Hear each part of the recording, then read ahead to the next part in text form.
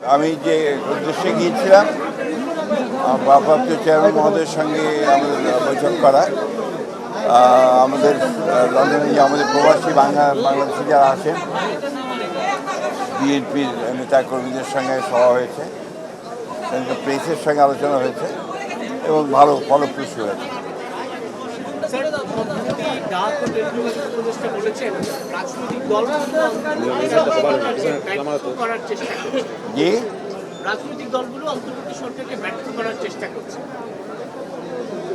আমি জানি না কোন প্রেক্ষিতে বলেছেন, কি বলেছেন তা জানি না, কিন্তু ওনার এই বক্তব্য এটা রাজনীতি বিরোধী বক্তব্য এবং আমি আশা করি না যে তারা এই ধরনের বক্তব্য রাখবেন।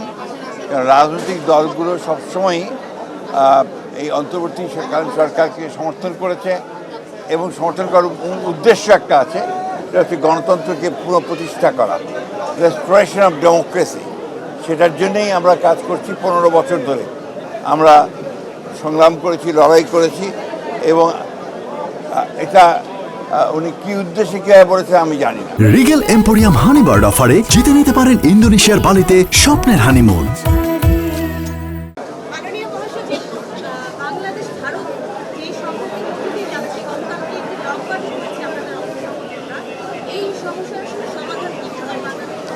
আলোচনার মধ্যে দিয়ে তো সমাধান হবে, এগুচ্ছে তো। ভারপ্রাপ্ত চেয়ারম্যানের কাছ থেকে কি বার্তা নিয়ে এসেছেন বাংলাদেশের? ভারপ্রাপ্ত চেয়ারম্যানের সাথে বার্তা এসেছে যে আপনারা সবাই ধৈর্য ধরবেন। একটা বিশাল বিজয় সূচিত হয়েছে জনগণের। এই বিজয়কে ফলপ্রসূ করতে হলে অবশ্যই সবাইকে ধৈর্য ধরে কাজ করতে হবে এবং গণতন্ত্রকে প্রতিষ্ঠা করতে হবে এবং গণতন্ত্রের যেটা প্রথম পদক্ষেপ ফটক, সেই ফটকে যে নির্বাচনের জন্য সবাইকে প্রস্তুতি নিতে হবে। ওনার যখন সুযোগ হবে, অর্থাৎ আপনার মামলা মোকদ্দমাগুলো শেষ হয়ে চলে আসবে।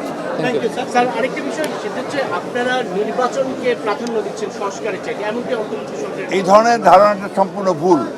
আমরা 2 বছর আগে সংস্কারের কথা বলেছি, 31 দফা সংস্কার দিয়েছি।